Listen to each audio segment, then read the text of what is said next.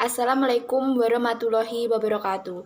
Perkenalkan, nama saya Nurantika ini, saya dari kelas PSC semester 2. Di sini saya akan mempresentasikan hasil penelitian saya. Sebelumnya, saya merupakan anggota dari kelompok 5. Di sini saya akan membawakan materi tentang permintaan. Sebelum saya melanjutkan menjelaskan tentang hasil penelitian saya akan menjelaskan sedikit materi tentang permintaan. Yang pertama adalah pengertian permintaan. Permintaan adalah banyaknya jumlah suatu barang yang diminta dengan tingkat harga dan tingkat pendapatan tertentu. Yang kedua, saya akan menjelaskan tentang hukum permintaan. Hukum permintaan berbunyi, apabila harga suatu barang turun, maka permintaan akan suatu barang akan naik. Dan sebaliknya, apabila harga suatu barang naik, maka permintaan suatu barang akan cenderung lebih turun. Yang ketiga adalah faktor-faktor yang mempengaruhi permintaan. Yang pertama adalah harga barang, yang kedua harga barang lain, yang ketiga tingkat pendapatan, yang keempat selera, kebiasaan, mode, yang kelima jumlah penduduk, yang keenam perkiraan harga pada masa yang akan datang, dan yang terakhir adalah masalah. Selanjutnya, saya akan menjelaskan tentang hasil penelitian saya. Responden yang saya wawancarai merupakan seorang ibu rumah tangga yang mempunyai usaha dagang yang menyediakan kebutuhan pokok dan kebutuhan non-pokok. Beliau bernama Ibu Sundari, yang beralamatkan di Dusun Ngendel, Desa Candimulyo, dan Kabupaten Madiun. Kebutuhan pokok yang beliau jual antara lain beras, gula, telur, minyak goreng, dan lain-lain. Sedangkan kebutuhan non-pokok yang beliau jual antara lain sabun cuci pakaian, sabun mandi, sampo, dan lain-lain. Paparan singkat atau profil data pemilik lebih singkatnya yaitu nama Ibu Sundari, alamat Dusun Candimulyo, Kabupaten Madiun, umur 55 tahun, penghasilan lebih dari 1 juta dalam 1 bulannya, dan pekerjaan wira swasta. Selanjutnya, untuk schedule permintaan barang pokok dan non-pokok, kami meneliti dalam permingguannya. Hasil wawancara barang non-pokok. Untuk barang yang pertama, saya mengambil sampel sampo. Waktu penjualan dalam minggu ke-1, jumlah permintaannya 35 sunset dengan harga satuan 1.000. Waktu penjualan minggu kedua, jumlah permintaannya 35 sunset, harga satuannya 1.000. Waktu penjualan minggu ketiga, 25 sunset dengan harga satuan 1.500.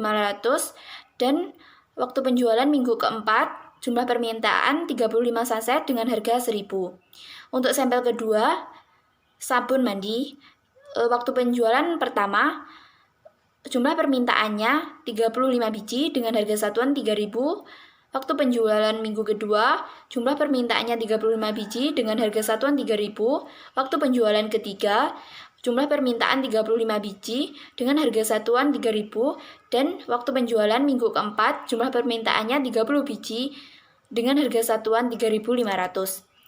Selanjutnya, untuk barang pokok, saya mengambil sampel yang pertama telur. Waktu penjualan minggu pertama, jumlah permintaannya 55 kg dengan harga satuan 24.000. Waktu penjualan minggu kedua, jumlah permintaan 55 kg dengan harga satuan 24.000. Waktu penjualan minggu ketiga, jumlah permintaannya 50 kg dengan harga 25.000. Dan waktu penjualan minggu keempat, jumlah permintaannya 60 kg dengan harga satuan 23.000.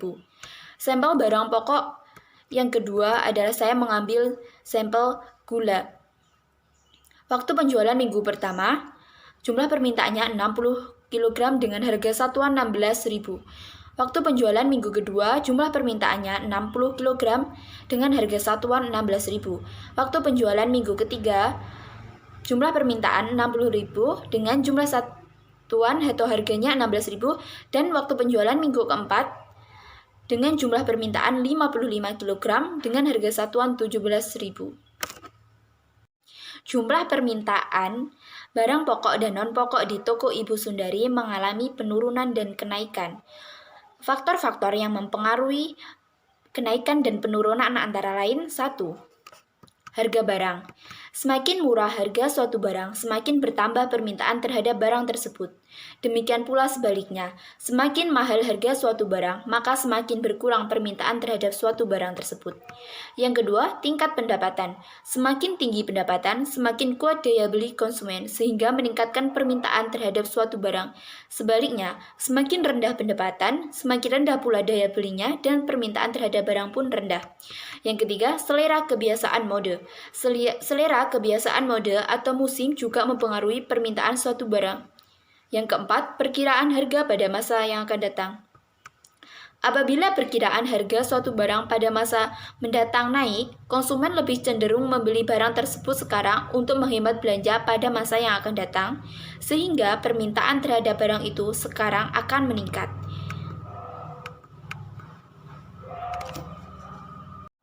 Berikutnya, saya akan menyajikan data yang sudah saya peroleh tadi dalam bentuk diagram, dan inilah datanya.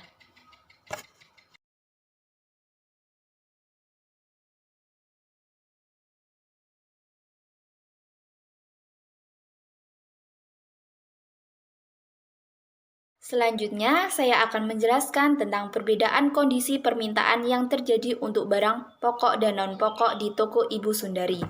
Yang pertama, barang pokok. Dari hasil yang kami survei di toko Ibu Sundari, bahan pokok seperti gula dan telur mengalami kenaikan permintaan menjelang Ramadan atau Hari Raya tiba. Hal ini disebabkan karena banyak konsumen yang membutuhkan pada saat itu. Dan jika tidak ada acara dari yang kami sebutkan di atas, maka permintaan akan barang tersebut biasa saja dan hanya untuk memenuhi kebutuhan rumah tangga. Yang kedua, untuk perbedaan barang non-pokoknya. Hasil survei faktor-faktor yang mempengaruhi naik turunnya permintaan untuk barang non-pokok seperti sabun mandi dan sampo di toko Ibu Sundari, yaitu ketika harga mengalami penurunan, jumlah permintaan terhadap dua barang pokok tersebut mengalami kenaikan. Sedangkan apabila harga terlalu tinggi, maka pembeli mungkin akan membeli sedikit karena uang dimiliki juga terbatas. Harga tinggi juga menyebabkan konsumen akan mencari produk lain sebagai pengganti barang yang harganya mahal. Demikian presentasi yang dapat saya sampaikan. Jika ada salah kata, saya mohon maaf. Wassalamualaikum warahmatullahi wabarakatuh.